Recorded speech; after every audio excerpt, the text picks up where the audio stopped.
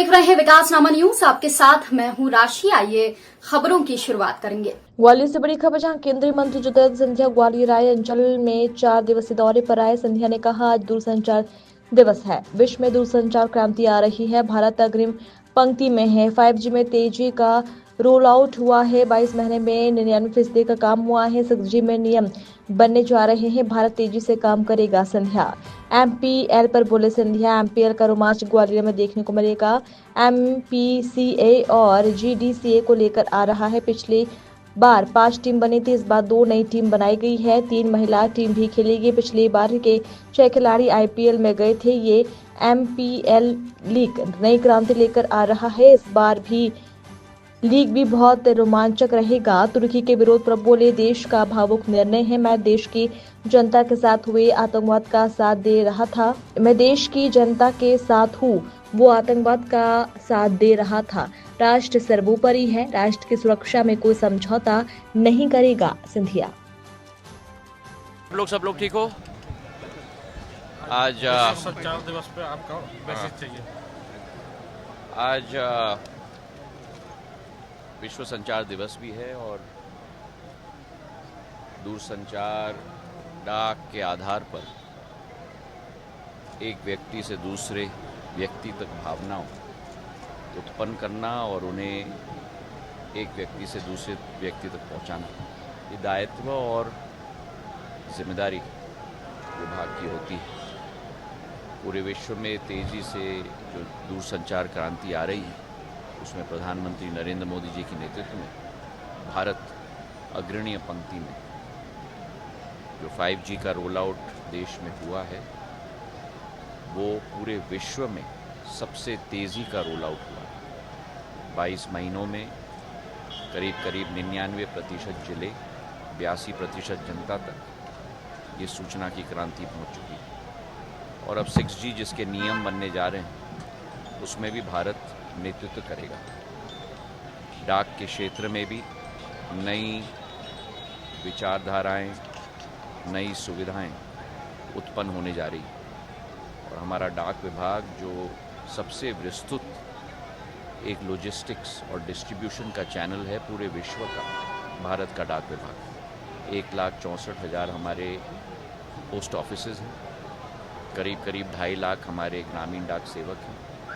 और उनके ज़रिए जो जनसेवा, जो एक विचारधारा डाक विभाग की है, जो 2008 में मैंने स्लोगन बनवाया था कि डाक सेवा जन सेवा, उसी भावना के साथ हमारा एक एक डाकिया काम करता है। तो आज विश्व दूरसंचार दिवस पर मैं सभी को अपने तरफ से बधाइयाँ देना चाहता हूँ, शुभकामनाएं देना चाहता हूँ। और इसी तारतम्य में भारत इस दूरसंचार की क्रांति का नेतृत्व विश्व में करता रहेगा, यही विश्वास करता हूँ। हाँ, MPL का जो MPCA और ख़ास करके GDCA मेरे बेटे आर्यमन के द्वारा भी ऑर्गेनाइज़ किया जा रहा है। और दूसरा एडिशन इस महीने में ही शुरुआत होगी। पिछला एडिशन में 5 टीम्स हमारी थीं। उन 5 टीम्स के प्रदर्शन के आधार पर पिछले साल जो एक रोमांच का केंद्र और एक त्यौहार जैसा ग्वालियर की जनता ने मनाया था, उसके आधार पर हमारे 6 खिलाड़ी पिछले वर्ष के प्रदर्शन के आधार पर IPL के टीम्स में सम्मिलित किए गए थे। तो बहुत बड़ा कीर्तिमान है इस लीग का। और इस वर्ष 2 और टीम्स पुरुषों के लिए बनाई गई है, तो पुरुषों की टीम 5 से 7 तक पहुंच चुकी है। और जो महिला क्रांति भी क्रिकेट में आ रही है, तो इस लीग में अब 3 महिला टीम्स भी की शुरुआत हो चुकी है। 3 महिलाओं की टीम भी इस बार खेलेंगी और आने वाले समय में इसे भी बढ़ाया जाएगा। और मुझे विश्वास है इससे नौजवानों को एक नया अवसर, नई क्रांति, और इस मध्य प्रदेश लीग MPL के द्वारा IPL में एक पायदान के रूप में IPL में अब हमारे बच्चों को स्थान मिला है। मैं जीडीसीए को, आर्यमन को, जीडीसीए को, सभी आयोजकों को और एमपीसीए को दिल के गहराइयों से बधाई देना चाहता हूं। और इस साल का लीग भी बहुत ही एक रोमांचक रहेगा और पूरी ग्वालियर की जनता के लिए एक नई आशा की किरण बनेगी, इसका मुझे पूरा विश्वास है। उसी के साथ ग्वालियर के स्टेडियम को संपूर्ण करने के लिए हमारा कार्य तीव्र गति से आगे चलेगा इस साल के मध्य प्रदेश लीग के बाद, क्योंकि उसके बाद 1-1.5 साल स्टेडियम में कार्य चलता रहेगा उसे संपन्न करने के लिए। वर्तमान में हमारी करीब 29,000 की कैपेसिटी है, इसे करीब 40,000 तक हम लोग बढ़ाने की कोशिश कर रहे हैं। मैं धन्यवाद बीसीसीआई को देना चाहता हूं, जय शाह जी को भी देना चाहता हूं। जो राशि की हमें ज़रूरत थी, करीब 50 करोड़ बीसीसीआई से दिया गया है इस स्टेडियम के लिए, अभी भी हम लोगों को 70-80 करोड़ और की ज़रूरत होगी, इसको भी हम लोग इकट्ठा कर रहे हैं और जल्द से जल्द इस वित्तीय एमपीएल के एडिशन के बाद स्टेडियम का कार्य दोबारा शुरू होगा।